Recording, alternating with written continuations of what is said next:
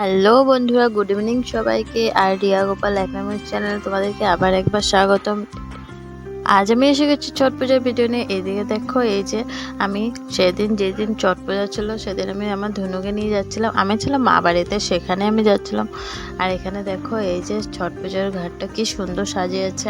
সেটা আমাদের এখানে তিনসুকিয়াতে আমাদের বাড়ির সামনে হয়। এখন তো দিন, তার জন্য উপরে লাইট লাগিয়েছে, সেটা বোঝা যাচ্ছে না, কিন্তু অন্ধকার হওয়ার সাথে সাথে অনেকটা সুন্দর লাগবে। আর সকালবেলা যারা যারা আসবে, তখন ভিডিওটা করবে, তখন সেই ভিডিওটাতে দেখতে অনেকটাই ভালো লাগবে। এদিকে দেখো, এতটাই ভিড় ছিল।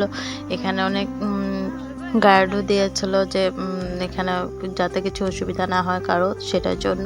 দেখো এতটা সুন্দর লাগছে, কি বলবো। আর ছট পূজাটা আমার অনেকটা ভালো লাগে। আর আমি এবছর এই জন্য আমি মা বাড়িতে থেকে গেছি, কারণ এখানে আমার দেখার ইচ্ছে ছিল।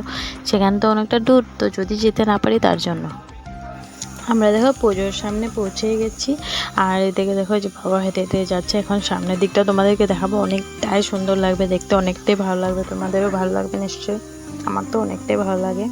এখানে সাইডে দেখো মহিলাটা কীভাবে যাচ্ছে। যদি কোনো মানতি করা থাকে তাহলে বলে ওরা এমনভাবে যায়, তো তার জন্য ওরা এরকম করছে।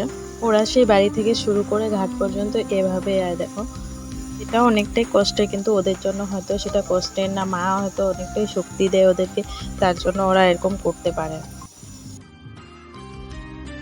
ঘাটে পৌঁছানোর সাথে সাথে পেয়েছিলাম রিনা আর জুহিদেরকে, ওদের সাথে আমি ছিলাম। আর ধনু আর দাদুর সাথে চারদিকে ঘোরাঘুরি করছিল। ওরা আমাকে আসার সময় ফোন করেছিল, কিন্তু আমি তখন রেডি হয়নি, আমার ধনু ঘুমিয়েছিল, তার জন্য না আমি ওদের সাথে আসতে পারিনি। তো এখানে এসে ওদের পেয়ে গেছি, তো ওদের সাথেই ছিলাম। তারপর আর আমার ধনুকে তো এরকম কখনো আনা হয়নি এখানে, এরকম ছট পূজার সময়।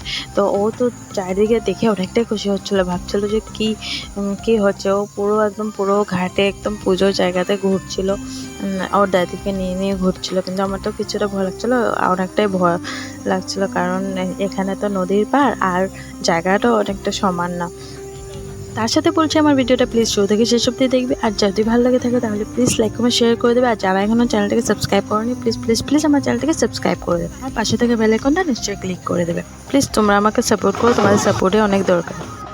দেখো, আমার অনেক ছোটোবেলার বান্ধবীর সাথে দেখা হলো, তো ওর সাথেও কিছু ভিডিও করে নিলাম। আর এদিকে আমরা চলে যাচ্ছিলাম, কিন্তু মা তখনও আসেনি। মা আসবে বলেছিল, তার জন্য আমরা দাঁড়িয়েছিলাম। এদিকে দেখো, আমরা সাইডে দাঁড়িয়েছি, এখন মা আসবে, তখন মা সাথে একসাথে আমরা চলে যাব।